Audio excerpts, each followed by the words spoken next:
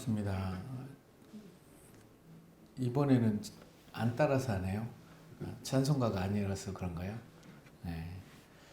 사랑으로 주님의 사랑을 우리가 많이 받게 되면 어두운 곳에 손을 내밀 수 있지 않을까 그런 생각을 해봅니다. 잘 보내셨죠? 잡초가 꽃에게 이런 얘기를 했대요. 얘 너도 가꾸지 않으니까 잡초구나. 꽃이 상당히 자존심이 상했겠죠. 꽃이 있고 잡초가 따로 있다는 생각은 무지이며, 더 나아가서 나는 꽃이고 타인은 잡초라는 생각은 병든 생각입니다. 하나님께서는 가꾸지 않은 꽃과 잡초를 통해서 그것들로 인해서 온 땅에 하나님의 향기를 날리고자 하셨습니다. 그러나 많은 사람들은 자신만이 꽃이라는 그런 생각에 오류를 품고 살아가고 있기 때문에 꽃과 잡초는 함께 어울릴 수 없다는 그런 억지를 부리면서 살아가고 있는 것 같아요. 그러나 하나님이 바라보시는 세상은 꽃과 잡초가 함께 어우러져서 최상의 꽃을 피워나는 세상을 원하셨습니다. 여러분들이 바라보는 세상은 어떤 세상입니까? 오늘 함께 은혜 나눌 말씀은 출애굽기 8장 1절과 15절의 말씀입니다. 여호와께서 모세에게 이르시되 너는 바로에게 가서 그에게 이르기를 여호와의 말씀에 내 백성을 보내라. 그들이 나를 섬길 것이니라.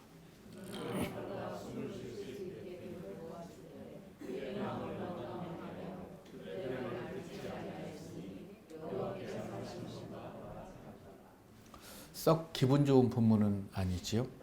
애굽의 총리가 되었다고 소식을 듣고 야곱의 자손들이 애굽으로 올라갔는데 그 숫자가 70명입니다. 70명이 약 430년이 지나니까 200만 명이 훨씬 넘죠. 인구 증가율을 25년에 한 배씩 는다고 그래요. 그래서 제가 70하고 계속 눌러봤어요. 16, 17승까지. 이러니까 350년까지는 그렇게 인구가 그렇게 많아지지 않습니다. 한 40만 명 이렇게 되는데 이제 375년 되면은 80만 명, 400년이 되면 160만 명, 430년이 되면 320만 명. 바로가 위협감을 느꼈을 것 같아요. 그래서 이들을 꽃이었는데 잡초로 살게끔 노예로 만들어 버린 것이지요. 창세기 15장 13절 14절의 말씀을 봅니다. 여호와께서 아브라함에게 이렇게 얘기합니다. 횃불 언약인데 15장은 내 자손이 이방에서 객이 될 거야. 그들을 섬길 것이고 그들은 400년 동안 내 자손을 괴롭게 할 거야. 430년 전에 아브라함에게 400년 후의 일을 얘기하면 그렇게 크게 와닿지는 않았을 것 같아요. 여러분들에게 여러분의 후손이 400년 후에 하면 좀 감동이 오지 않죠. 그들이 섬기는 나라를 내가 징벌할 거고 그 후에 내 자손이 큰 재물을 이끌고 나오리라. 하나님의 말씀대로 그런 일들이 펼쳐지게 되죠. 아브라함에게 약속했던 이 말씀은 430년의 침묵을 깨고 하나님께서는 모세를 통해서 그들을 구원하셨습니다. 이 사건을 우리는 출애굽 사건이라고 말하죠. 남자는 죽이고 여자는 살리라는 바로의 명령 속에서 살아난 사람은 단 한 명, 모세였습니다. 하나님께서는 40년 동안 모세를 눈동자처럼 애굽에서 보호해 주셨어요. 그럼 모세는 이제 본인이 애굽의 바로가 될 줄 알았는데 자신이 히브리인임을 알게 되죠. 그런데 어느 날 애굽인이 자신의 동족을 괴롭혀서 화가 나서 돌로 쳐서 죽이고 모래에 묻었지만 그 일이 애굽 왕 바로에게 발각이 돼서 모세는 미디안 광야로 도망치게 됩니다. 그곳에서 미디안 제사장의 딸 십보라를 만나서 결혼을 하게 되고 양을 치게 되면서 두 아들을 낳게 되죠. 게르손과 엘르아살. 그들을 낳고 그렇게 살아가면서 이제 인생을 마감하려고 했습니다. 그런데 하나님께서 40년의 그 침묵을 깨고 모세가 81세 때 나타납니다. 그리고 그의 이름을 부르지요. 내가 너를 통해서 애굽에 있는 내 백성을 구원할 거야. 말도 안 되는 일이죠. 가시나무 떨기에서 하나님을 만난 모세. 그의 어머니가 들려주었던 그의 아버지가 그리고 그들의 조상들이 얘기했던 하나님을 직접 목격하게 됩니다. 그럼에도 불구하고 모세는 나는 아니라고 얘기를 하죠. 모세는 알지 못했지만 하나님께서 모세를 통해서 이스라엘을 구원하기 위해서 그를 보호하시고 지금까지 인도하셨습니다. 유모이자 어머니인 요게벳을 통해서 엄마의 젖을 먹고 엄마의 기도를 듣고 그리고 엄마에게 하나님의 말씀을 듣게 되었던 모세. 그리고 애굽의 왕자로서 왕의 모든 것들을 배웠던 모세. 광야에서 40년 동안 지난 일을 생각한 이후에 이제는 그런 것들도 나에게는 별 의미가 없다고 모든 것을 내려놓았던 모세는 하나님 보시기에는 자기 백성을 인도할 적격자였어요. 그런데 모세는 지금 자신의 모습을 이렇게 살펴보니까 너무나 초라한 거예요. 그래서 나는 아니라고 얘기합니다. 그런 그의 초라함을 하나님께서는 부요함으로 메꿔 주시지요. 그러면서 이렇게 얘기했던 것 같아요. 모세야, 내가 누구인지는 중요하지 않아. 하나님인 내가 누구와 함께 하느냐가 중요해. 이것을 받아들이면 내가 너를 통해 위대한 일을 할 거야. 그런데도 아니라고 얘기를 해요. 여러분도 같은 입장 아닙니까? 하나님께서 모세에게 나타나신 것처럼 여러분들에게 나타나서 내가 너를 통해서 이 땅에 믿지 않는 영혼들을 구원할 거야. 감사합니다. 아멘 해주셔서. 거의 대부분 저는 아닙니다 라고 얘기할 수 있지요. 하나님께서는 여러분 개개인을 통해서 원하시는 게 과연 무엇일까? 하나님을 알지 못하는 사람들에게 하나님의 백성으로서 영향력을 끼치며 살아가기를 원하시는 건 아닐까? 그럼에도 불구하고 저는 아닙니다. 저는 이대로가 좋습니다. 라고 말할 수도 있겠지만 하나님께서는 여러분들도 모르는 사이에 여러분들을 지금까지 인도하시고 하나님의 사람으로 쓰려고 준비하셨다는 거예요. 그렇다면 내가 사는 이유는 뭘까? 하나님께서 나와 함께 하시는 이유가 있다면 나를 통해서 하나님의 뜻을 이루고자 하시는 거죠. 다윗에게 말씀하시죠. 이새의 아들 다윗을 보니 내 마음에 합한 자다. 내가 그를 통해서 내 모든 뜻을 이루겠다. 라고 말씀합니다. 혹시 지금까지 살아오시면서 하나님의 소용돌이 속에 빠져본 적이 있으십니까? 아마 있으실 거예요. 이스라엘 백성들은 하나님의 말씀으로 준비됨을 거부함으로 인해서 광야에서 40년 동안 하나님의 소용돌이에 빠져서 헤어나올 수가 없었습니다. 하나님께서 주신 생명의 말씀을 통해서 신앙생활의 기쁨과 은혜를 맛보지 못한다면 우리가 드리는 예배는 어쩌면 지루한 일상일 수도 있습니다. 우리의 삶에 예배가 있고 우리의 삶에 하나님이 나와 함께 하심을 경험하게 된다면 우리의 삶에는 기쁨과 감사가 피어날 것입니다. 그렇기 때문에 우리는 나 자신만의 하나님을 경험할 수 있어야 됩니다. 하나님께서는 하나님께 관심 있는 수많은 사람보다 하나님께 헌신할 한 사람을 기대하십니다. 그리고 그 사람을 통해서 하나님의 일을 하시는 거예요. 하나님께서는 모세를 딱 불렀을 때 모세의 반응은 보낼 만한 사람을 보내십시오. 나는 입이 둔한 자입니다. 하나님이 모세보다 지혜가 없으신 분일까요? 하나님의 선택이 착각일까요? 그렇지 않잖아요. 그러면 그냥 아멘으로 순종해야 되는데 그렇잖아요. 모세의 반응을 한마디로 요약하면 하나님, 저 좀 내버려 주십시오. 이제 그냥 지금 이대로가 좋습니다. 다른 사람을 시키십시오. 하나님께서 나를 향해서 정말로 좋은 계획을 가지고 계심에도 많은 사람들은 나를 향한 하나님의 뜻을 묻기보다는 내 뜻을 이루기 위해서 하나님을 설득하고 있다는 사실을 알고 계십니까? 하나님 이렇게 해주세요. 내 비전이 이거거든요. 이거 이루어 주세요. 라고 얘기를 해요. 많은 사람들의 문제는 하나님의 뜻을 찾으려는 것보다 자기의 필요를 채우기 위해서, 자기의 주장을 내세워서 관철시키기 위해서 욕망을 움켜쥐고 내려놓지 않는다는 거죠. 자신만을 위한 욕심은 그 어떤 말로 설명을 해도 그건 욕망일 뿐입니다. 그래서 그리스도인은 소망을 품고 살아가야 돼요. 타인을 위해서 욕심을 부리는 것을 우리는 소망이라고 얘기를 합니다. 출애굽기 3장 19절의 말씀입니다. 하나님께서 모세에게 이렇게 말씀하죠.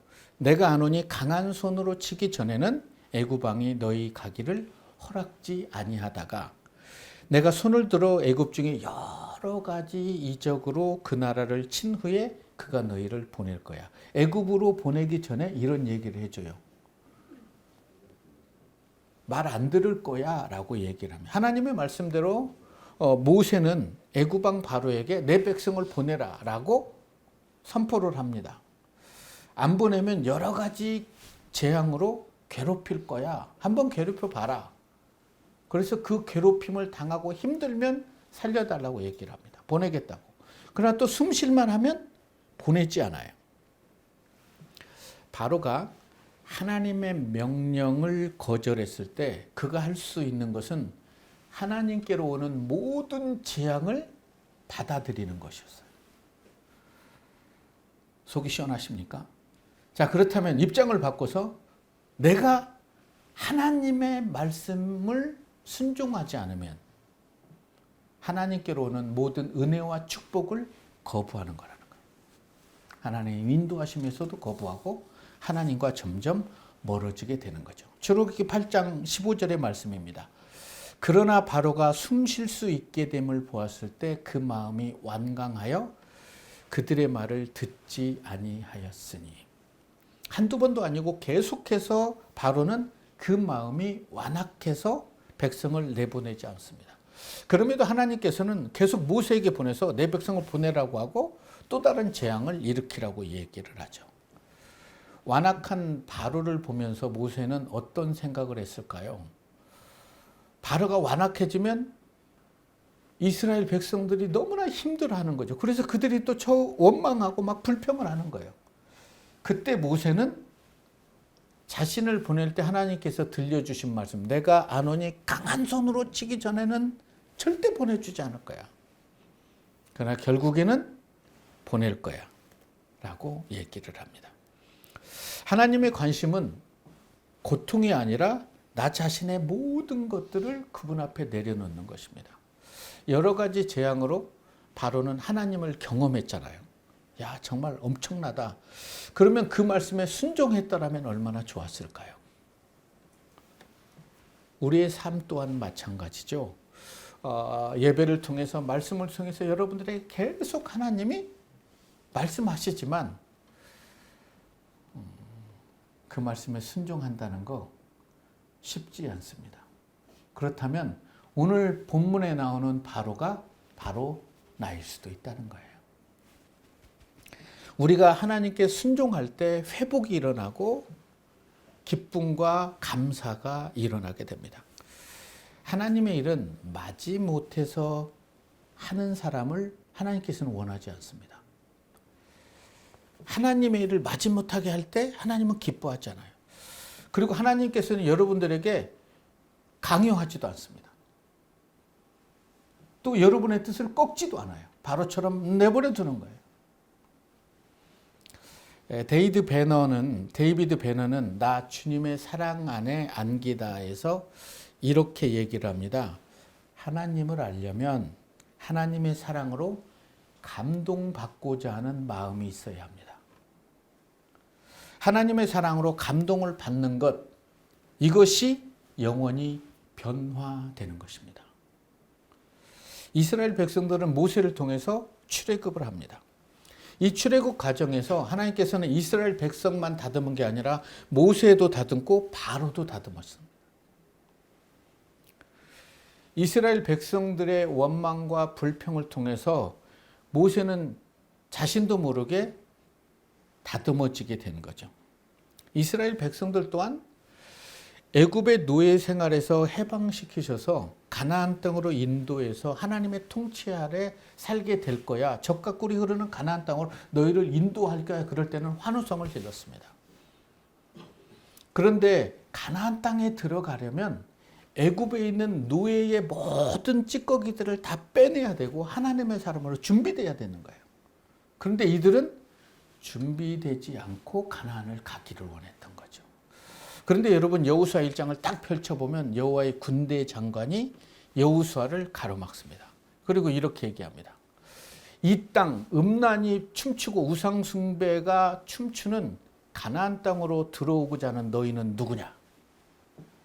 하나님의 말씀으로 준비되어서 이 음란의 땅을 초토화시키고 하나님의 나라를 회복시킬 수 있도록 준비됐으면 들어오라는 거예요. 준비되지 않으면 그들의 문화에 젖어서 죄를 짓고 쫓겨나게 될 것이다. 출애굽 2세대들은 말씀으로 준비되어서 요단강을 가르고 여리고성을 무너뜨리고 다 차지했습니다. 그러나 그들의 오류는 자녀들에게 그 신앙을 물려주지 않았으므로 사사기에서 쫓겨남을 당하게 됩니다. 그들의 문화, 그들의 우상 숭배를 그들이 섬겨버리게 되는 거죠. 아프죠? 이스라엘 백성들은 애굽에서 모세를 통해서 10가지의 재앙을 전부 목격했어요. 피, 개구리, 이, 파리, 악질, 독창, 우박, 맵두기, 흑암, 장자. 처음 3가지 피, 개구리, 이는 애굽인과 이스라엘 백성들이 같이 이렇게 고난을 당했지만 나머지는 애굽인들에게만 가는 거예요.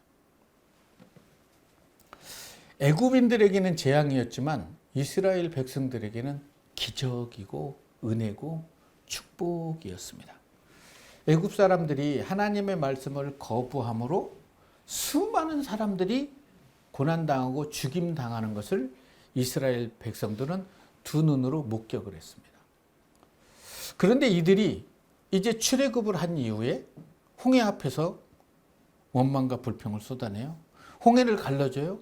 그리고 지나가서 소고치고 춤을 추면서 하나님을 찬양해요. 그리고 또 광야에서 하나님을 원망해요.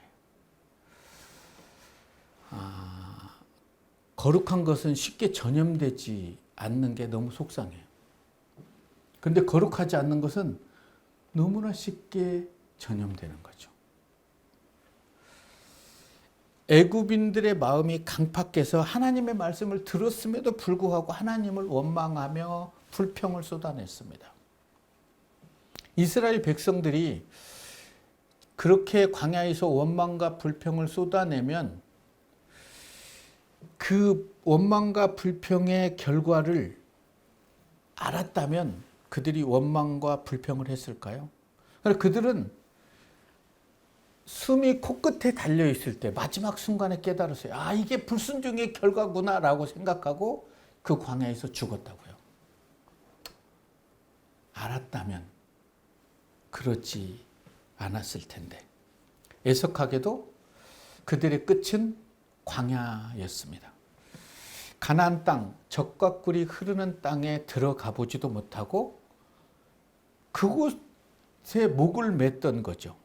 이들은 하나님의 말씀을 마음에 두기보다는 젖과 꿀이 흐르는 가나안 땅의 마음을 빼앗겼기 때문에 그들이 할 수 있었던 것은 원망과 불평뿐이었습니다. 자, 그렇다면 혹시 이들의 모습에서 나의 모습은 없는가? 이 시대의 교회 안에 감사와 찬양만 있을까요? 원망과 불평이 득세하고 있지는 않을까요? 40년을 광야에서 이들이 하나님의 말씀의 은혜를 받고 성장했다면 얼마나 좋았을까요? 10가지의 기적을 보고 홍해를 가르치고요. 하늘에서 만나를 내려주시는 거죠. 밤에는 성막에서 불기둥이 버섯처럼 들고 올라와서 200만 명을 덮을 한 1.5km의 불길이 딱 하면 텐트에서 누워서 하나님을 찬양하면 안 됐을까요? 부족한 게 있으면 하나님 이것 주세요 하면 다 주셨는데, 낮에는 장렬한 태양 때문에 구름 기둥으로 그들을 보호하셨던 하나님. 아멘, 감사합니다라고 했다면 얼마나 좋았을까요? 우리 인생이 살아가다 보면 99가지의 감사를 한 가지의 불평과 불만으로 잠재운다는 거예요. 사실 우리가 두 눈을 뜨고 있고 얘기할 수 있고 걸을 수 있고 잠을 잘 수 있고 먹을 수 있고 하나님께 예배할 수 있고 이 감사할 일이 너무나 많거든요. 그런데 내가 원하는 그 한 가지 때문에 그 모든 것들을 잠재워버리고 있지는 않는가. 젖과 꿀이 흐르는 가나안 땅보다 더 중요한 것이 있다는 것을 이들은 잊고 살았던 것 같아요. 모세를 통해서 계속해서 그것보다 더 중요한 건 하나님의 말씀으로 준비되는 것이다 라고 얘기했지만 그들은 하나님의 말씀을 외면해 버립니다.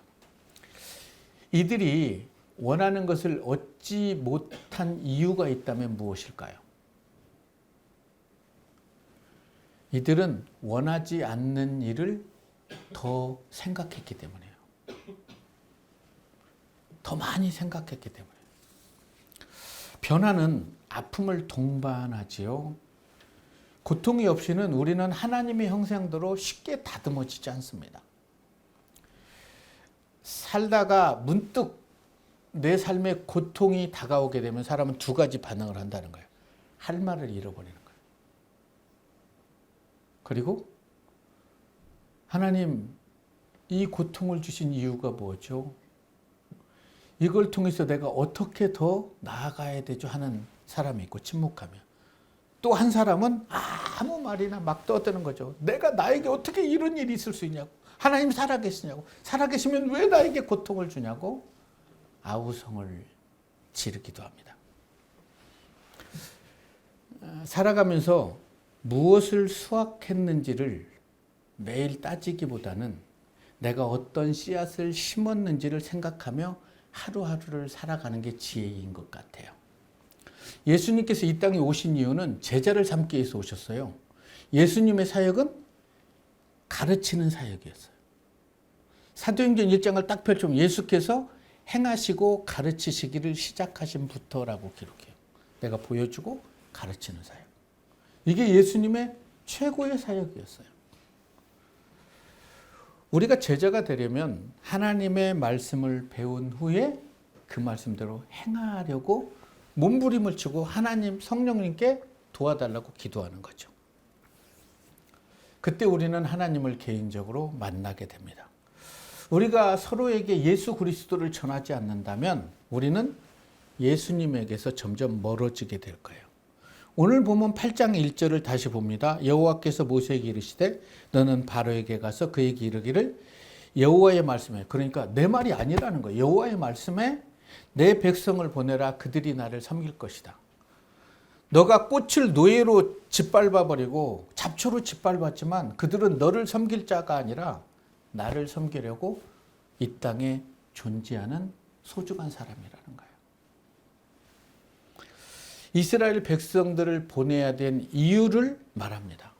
그러나 바로는 말도 안 된다고 하나님의 말씀을 외면하죠. 저는 오늘 본문 15절의 말씀을 읽고 또 읽으면서 지난날의 삶을 좀 되돌아봅니다. 그러나 바로가 숨을 통할 수 있음을 볼 때 그 마음을 완강케 해서 그들의 말을 듣지 않았는데 여호와의 말씀과 같았다. 살아오는 삶을 이렇게 딱 되돌아보면 좀 살만하고 숨을 쉴만하면 저도 바로였던 것 같아요. 하나님 말씀대로 살지 않으라는 제 모습이 보이는 거예요. 여러분은 어떻습니까?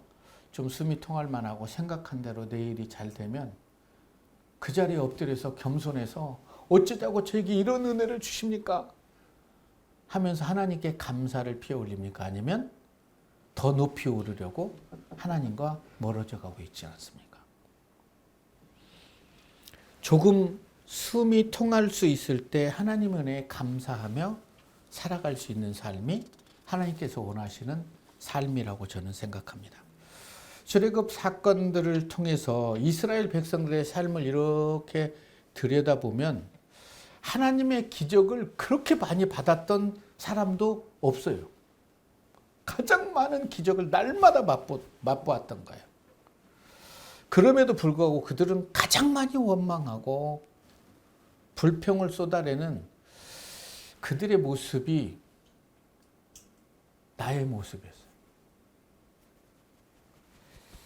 그래서 이런 생각을 해요. 저렇게 하나님의 은혜 안에서 기적을 맛보면서도 원망과 불평을 쏟아낼 수 있는 게 인간이구나.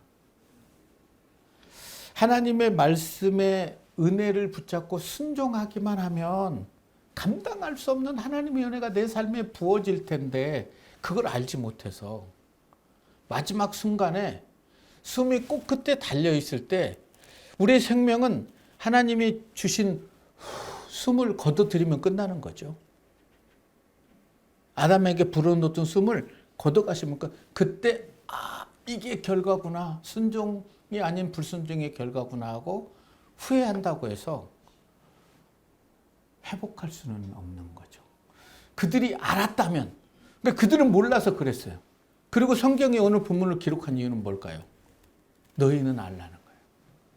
그래서 코끝에 숨이 붙어 있을 때 하나님의 말씀에 순종하고 감사하고 하나님을 찬양하면 나뿐 아니라 나의 모든 후손에게 하나님의 은혜가 부어진다는 거예요. 감사하지 않습니까? 이스라엘 백성들에게 있어서는 10가지의 재앙이 아니라 축복이었잖아요. 그런데도 그들은 재앙이라고 아우성이었어요. 이것 때문에 우리가 더 채찍질 맞고 벽돌도 더 많이 해야 되고 도대체 이게 무슨 일이냐라고 원망과 불평을 쏟아냅니다. 여러분, 꽃도 가꾸지 않으면 잡초가 된다고 했잖아요. 그리스도인이라고 해서 모두가 하나님의 뜻을 이루어가는 삶을 살아가지는 않습니다. 날마다 하나님의 말씀으로 나를 샤워하고 가꿀 때만이 영향력 있는 삶을 살아낼 수 있습니다. 신앙생활 하면서 나에게 부딪히는 모든 것들이 하나님의 재앙이 아니라 하나님이 나를 다듬으시는 하나님의 손길이라고 받아들일 수 있다면 그것이 걸림돌이 아니라 고난이 디딤돌이 될 거예요. 하나님, 고난을 주셔서 감사합니다. 이 정도 고난을 주신 것 같으면 저를 엄청 신뢰하신 것 같은데 조금 더 주셔도 괜찮습니다. 그 고난 속에서 제 손만 놓지 말아 주십시오. 라고 기도할 수 있는 게 믿음이라고 저는 생각합니다. 우리의 인생길은 잠시 지나가는 나그네입니다. 삶을 50년 이상 사신 분들은 이 말이 공감될 거예요. 휙 하니까 10년, 50년, 60년이 지나는 거예요. 잠시 지나가는 길이지만 그 길에서 우리가 소망의 꽃씨를 뿌릴 수 있는 그런 삶에 대해서 살아가면서 원망과 불평이 내 삶에 찾아오게 되죠. 누군가 나를 힘들게 하면 그때 이랬으면 좋겠어요. 너도 기왕 들어왔는데 바로 나갈 수는 없지 않냐. 그냥 조금만 머물렀다가 나가라. 오늘 하루는 내가 그 고난에 감당해 주마 하고 떠나보낼 수 있는 사람. 왔으니까 오죽했으면 나에게까지 왔겠냐고 하루만 막 하고 다음 날은 그 원망의 대상을 기도할 수 있는 삶. 이게 저는 아름다운 삶이라고 생각합니다. 그리고 하나님을 사랑함으로 어두운 곳에 손을 내밀어서 누군가의 길을 밝혀줄 수 있는 삶이 아름다운 삶이 아니겠습니까? 삶이란 이어달리기와 같은 것이어서 누군가 나에게 바통을 전해주잖아요. 이 전해준 바통을 들고 최선을 다해서 달려가는 거죠. 그리고 또 누군가에게 그 바통을 물려줄 수 있는 삶이 하나님이 원하시는 삶이에요. 하나님께서는 제자들에게 그 바통을 물려주셨고요. 제자들은 또 그 제자들에게, 그 제자들은 또 그 제자들에게 바통을 물려줬기 때문에 오늘 우리에게도 예수 그리스도의 생명의 복음이 전하게 된 거예요. 그렇다면 그 바통이 우리 손에 있다면 우리 또한 그 누군가에게 생명의 복음의 바통을 넘길 수 있는 그런 삶을 살아감으로 인해서 여러분의 삶 속에 날마다 기막힌 하나님의 은혜가 부어지기를 우리를 죄에서 구원하신 예수님 이름으로 축원합니다.